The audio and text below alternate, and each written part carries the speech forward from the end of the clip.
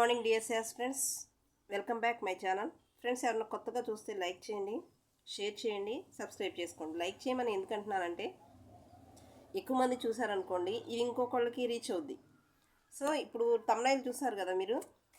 Academy books social method చాలా important. SA సోషల్కి prepare అవుతున్న వాళ్ళు అంటే తక్కువ టైంలో మనం అంతా ఒకేసారి ఎక్కువ అంటే కొంతమందికి అకాడమీ బుక్స్ లేవు కాబట్టి కొంచెం తక్కువ టైంలో మనకి బిట్టు పోకూడదు అనే ఉద్దేశంతో డిఎస్సిలో లాస్ట్ ఇయర్ డిఎస్సిలో వచ్చిన 2018లో వచ్చిన టాపిక్లోంచి నేనైతే బిట్స్ చేస్తున్నాను. ఆ 2 టాపిక్స్ ఏంటంటే విద్యా ప్రణాళిక, నిర్మాణ సూత్రాలు.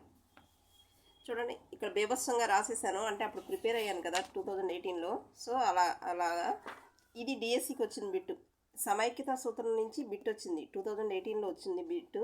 నేనైతే ఇవన్నీ ఏం చేశానంటే ఇంపార్టెంట్ పాయింట్స్, ఇక్కడ కొన్ని సూత్రాల్లో నిర్వచనాలు అంటే మ్యాక్స్వెల్ వాళ్ళు చెప్పిన నిర్వచనాలు ఉన్నాయి, కానీ దీనిలో ఇవ్వలేదు. ఓల్డ్ టెక్స్ట్ బుక్లో క్లియర్గా ఇచ్చారు. సో నేనేం చేశానంటే నోట్స్ రాశాను, ఎందుకంటే మీకు ఇదంతా చూడటం గజిబిజి అయిపోద్ది కదా మీకు చూపించాలంటే. అందుకనే నేనైతే నోట్స్లో రాశాను. ఇది ఓల్డ్ టెక్స్ట్ బుక్ కానీ మొత్తం క్లియర్గా ఉంటుంది. ఇది ఉంటే ఇది చదువుకున్నా సరిపోద్ది, 80% కవర్ అయిపోద్ది. ఓకే, ఇది చూడండి, ఇది ఇంకా ఓల్డ్ టెక్స్ట్ బుక్. అనమాట. ఇది చిన్నగా ఉన్న దీనిలో అసలు చాలా మొత్తం ఇది కూడా కవర్ అయిపోద్ది. సో ఇక్కడ నేను నిర్మాణ సూత్రాలు చెప్పుకున్నాం కదా. నెక్స్ట్ ఇంకేంటంటే ఇదిగోండి, పర్యవేక్షిత అధ్యయనం. బోధనా పద్ధతుల నుంచి పర్యవేక్షిత అధ్యయనం చాలా ఇంపార్టెంట్. ఎందుకు ఇంపార్టెంట్ అంటే మీరు ఒకసారి ప్రీవియస్ బిట్స్ చూస్తే తెలుస్తుంది, దీనిలోంచి 1 బిట్ కంపల్సరీ వస్తుంది. కాబట్టి ఈ పర్యవేక్షిత అధ్యయనంలోంచి నేనైతే బిట్స్ రెడీ చేశాను ఈ 2 టాపిక్స్లోంచి. ఓకేనా, ఎవరన్నా చూస్తే నోట్స్ అంటే రెడీ చేసుకోండి. చాలా ఇంపార్టెంట్ పాయింట్స్ వచ్చినప్పుడు కొంచెం నేను అండర్లైన్ చేయడం అలా చేశాను. సో మీరు కూడా చిన్నగా రాయడానికి ట్రై చేయండి. ఓకే, ఇప్పుడైతే టాపిక్లోకి వచ్చేద్దాం. చూడండి, పర్యవేక్షిత అధ్యయనం అంటే ఏంటి? దగ్గరుండి చూసుకోవడం కదా పర్యవేక్షణ అంటే. సో అదనమాట.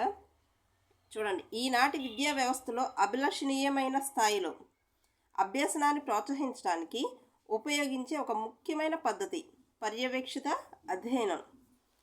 చూడండి, నెక్స్ట్, విద్యార్థులు ప్రయోగశాల పనులను, మౌన పఠనాన్ని పర్యవేక్షించి ప్రతిభావంతంగా చేసే పద్ధతి పర్యవేక్షిత అధ్యయనం. ఈ మాట చెప్పింది ఎవరంటే మ్యాక్స్వెల్ కిల్జర్.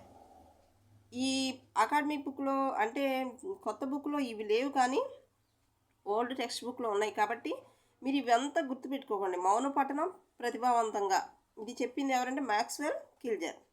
ఏ అధ్యయనంలో అంటే పర్యవేక్షిత అధ్యయనం. ఇవి బోధనా పద్ధతుల్లో, అది గుర్తుపెట్టుకోండి. అసలు ఈ పర్యవేక్షిత అధ్యయనానికి ముఖ్య ఉద్దేశం ఏంటంటే విద్యార్థులకి అధ్యయనానికి ఉత్తమ సాంకేతిక విధానాలతో సాయపడి వారు సమర్థులైన అభ్యాసకులు కావడానికి తోడ్పడటం. అంటే ఇది సాంకేతిక విధానాలతో సాయపడటం అనమాట. నెక్స్ట్, ఆంధ్రప్రదేశ్లో రెసిడెన్షియల్ స్కూల్స్ ఉన్నాయి కదా, వాటిలో ఉపయోగించేదే ఈ పర్యవేక్షిత అధ్యయనం అనమాట. నెక్స్ట్, ఇక్కడ ఉందో చూసారా, ఈ పట్టిక గుర్తుపెట్టుకుంటే చాలా ఈజీ. కంపల్సరీ ఎప్పుడు ఈ నియోజిత అధ్యయనం ఎన్ని నిమిషాలంటే 35 minutes. ఇది చాలాసార్లు రిపీటెడ్గా వచ్చింది. సమీక్షకి ఎంత టైము? 25 నిమిషాలు. నియోజితానికి ఎంత టైము? 25 నిమిషాలు. అభ్యాసాలు అన్నదానికి మాత్రం 5 నిమిషాలు ఉంటుంది. నియోజిత అధ్యయనానికి మాత్రం 35 నిమిషాలు. ఇది గుర్తుపెట్టుకోండి. ఇది 2 వరుస పీరియడ్ల మధ్య పథకం అనమాట. మేబిల్ ఈ సింప్సన్, ఆవిడ అమెరికా వనిత అమ్మాయి అనమాట. మేబిల్ ఈ సింప్సన్ ఈ 90 నిమిషాలని ఆమె ఇలా విభజించింది. ఓకేనా, చాలా ఇంపార్టెంట్, అందుకనే ఇంపార్టెంట్ అని పెట్టాను. రిపీటెడ్గా వచ్చే బిట్ అనమాట. నెక్స్ట్, ఇప్పుడు చూడండి, విద్యా ప్రణాళిక, నిర్మాణ సూత్రాలు. నేను ఇక్కడ బుక్ నెంబర్స్తో కూడా వేసాను. Page number 88 academy book. New book అయితే 177, 178.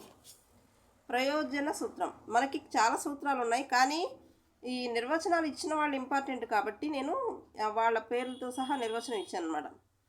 ప్రయోజన సూత్రం. ప్రణాళిక రచనలో ప్రధానమైన సూత్రం ఏంటంటే ప్రయోజన సూత్రం. టిపి నన్ ఏం చెప్పారంటే, సామాన్యుడు తన పిల్లలు కేవలం అలంకారార్థం ఏదో కొన్ని నిరుపయోగమైన ముక్కలు ఏరుకోవాలని ఆశించిన మొత్తం మీద భావి జీవితంలో వాళ్లకు ఉపయోగపడే విషయాలే బోధించాలని వాంఛిస్తారు. మీరు ఇదంతా గుర్తుపెట్టుకున్న కష్టం కాబట్టి మనకి ఈజీగా అలంకారార్థం, మొక్కలు ఏరుకోవడం. అందుకనే నేను కీవర్డ్స్ ఇలా బాక్స్లో పెట్టాను. టీపీ నన్. నన్స్కి అలంకారాలంటే ఇష్టం ఉండదు కదా. సో అంటే మనం గుర్తుపెట్టుకుంటాం కోసం నేను అలా గుర్తుపెట్టుకున్నాను. నన్ను ఏం చెప్పారంటే అలంకారార్థం, మొక్కలు ఏరుకోవడం. ఇది ఓకే. నెక్స్ట్ సరళతా సూత్రం. విద్యా ప్రణాళిక సరళంగా గతిశీలమై ఉండాలి. విద్యా ప్రణాళిక సరళంగా ఉండాలి, గతిశీలమై ఉండాలి. మనం కొన్ని సూత్రాలు చూడంగానే గుర్తుపెట్టేస్తాం. అవి మనకు అంత ఇంపార్టెంట్ కాదు, కానీ ఇవి గుర్తుపెట్టుకోవాల్సినవి నేను ఇలా అండర్లైన్ చేశాను చూడండి. సంతులన సూత్రం. సంతులన సూత్రం కూడా ఈజీనే, ఇది పెద్దగా ఉందని ఆలోచించకండి. సఫయా సైదా రచయితలు అనమాట. సఫయా సైదా ఇద్దరు రచయితలు. వాళ్ళు ఏం చెప్పారంటే దీనిలో కీవర్డ్స్ ప్రత్యక్ష, పరోక్ష అనుభవాల మధ్య, వైయక్తిక, సామాజిక లక్ష్యాల మధ్య, అనివార్య, ఐచ్ఛిక విషయాల మధ్య. ఇలా గుర్తుపెట్టుకోండి. చక్కగా జంట పదాలు లాగా ఉన్నాయి కదా. ప్రత్యక్ష, పరోక్ష, వైయక్తిక, సామాజిక, అనివార్య, ఐచ్ఛిక. ఈ కీవర్డ్స్తో నిర్వచనం ఇచ్చింది ఏ సూత్రం అంటే సంతులన సూత్రం. ఓకే.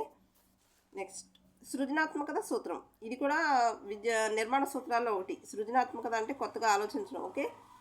రేమాంట్. ఇక్కడ రేమాంట్ అనేది నిర్వచనం చాలా ఇంపార్టెంట్. ఇది కూడా రిపీటెడ్గా వచ్చింది డిఎస్సిలో బిట్టే. నేటి, రేపటి ఇవి కీవర్డ్స్ గుర్తుపెట్టుకోండి. నేటి, రేపటి అనే పదాల మీద నిర్వచనం ఇచ్చింది సృజనాత్మక సూత్రంలో ఎవరంటే రేమాంట్. అవసరాలకు తగిన విద్యా ప్రణాళిక. సృజనాత్మకమైన విషయాల పట్ల నిశ్చితమైన మొగ్గు చూపాలి. మనకి ఇదంతా గుర్తుండకపోవచ్చు. నేటి, రేపటి ఇది గుర్తుపెట్టుకోండి. నేనైతే ఇలాగే గుర్తుపెట్టుకున్నాను. నెక్స్ట్ సఫల జీవిత సూత్రం. ఎల్స్బీ మెక్వెల్లీ. సఫల జీవిత సూత్రం ఎల్స్బీ మెక్వెల్లీ. జీవితం సఫలంగా ఉండాలి, బాగుండాలంటే ఏం చేయాలి? కలిసిమెలిసి ఉండాలి. జీవించడానికి కావాల్సిన సామర్థ్యాలు ఇవన్నీ స్పష్టంగా ఉండేటట్లు చూసుకోవాలి. ప్రణాళిక, విద్యా ప్రణాళిక ఉండాలని. మనం అంటే జీవిత సూత్రం అన్నారు కదా, కలిసిమెలిసి జీవించాలి. ఇలా గుర్తుపెట్టుకోండి. ఇంతకు చెప్పింది ఎవరంటే ఎల్స్బీ మెక్వెల్లీ. ఓకేనా. నెక్స్ట్ యావజ్జీవిత వ్యాసంగాల అంతర్లీనతా సూత్రం. ఇవి న్యూ అకాడమీ బుక్లో లేవు, ఓల్డ్ బుక్లో మాత్రమే దొరుకుతాయి. అందుకనే నేను ఇబ్బంది పడకూడదని మీకు రాశాను. ఓకే. యావజ్జీవిత వ్యాసంగాల అంతర్లీనతా సూత్రం. ఈ ఒక్క వర్డ్ గుర్తుపెట్టుకోండి. ఇంత పెద్ద సూత్రానికి అభివ్యంజనం. ఓకేనా. అభివ్యంజనం అనే వర్డ్తో వస్తే అది చెప్పింది ఎవరంటే సూత్రాన్ని క్రో అండ్ క్రో. అంటే శీలం, సాంఘిక, ఆర్థిక సంబంధాలు వీటన్నిటిని అభివృద్ధి చేయగల సకల కార్యకలాపాలు అంతర్లీనంగా ఉండేటట్లు. ఇది అంతర్లీనత సూత్రం కదా. ఇవన్నీ అంతర్లీనంగా ఉండేటట్టు చూసుకోవాలి పాఠ్య ప్రణాళికలు అని చెప్పింది ఎవరంటే క్రో అండ్ క్రో. పరిణామ నిత్యతా సూత్రం.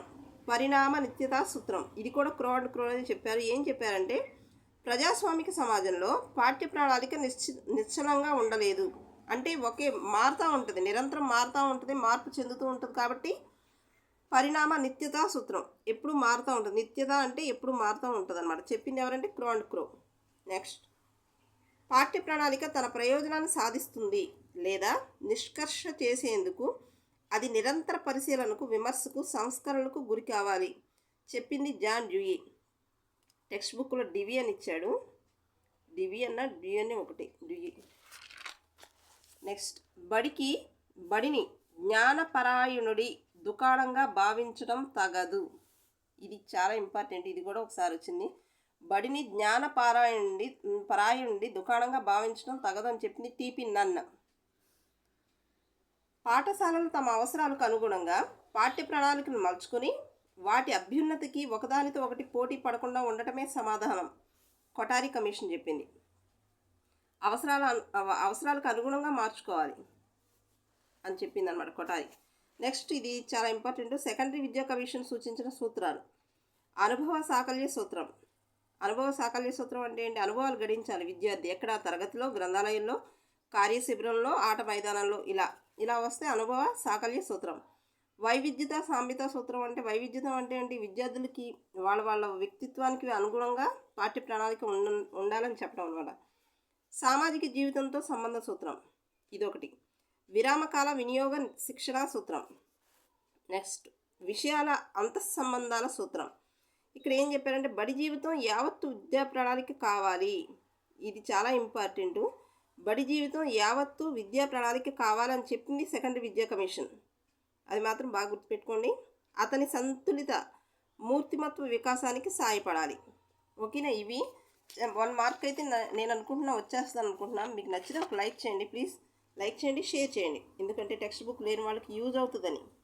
నాకైతే ఏమి రాదు, టెక్స్ట్ బుక్ లేని వాళ్ళు యూజ్ చేసుకుంటారు. ఓకేనా? Thank you.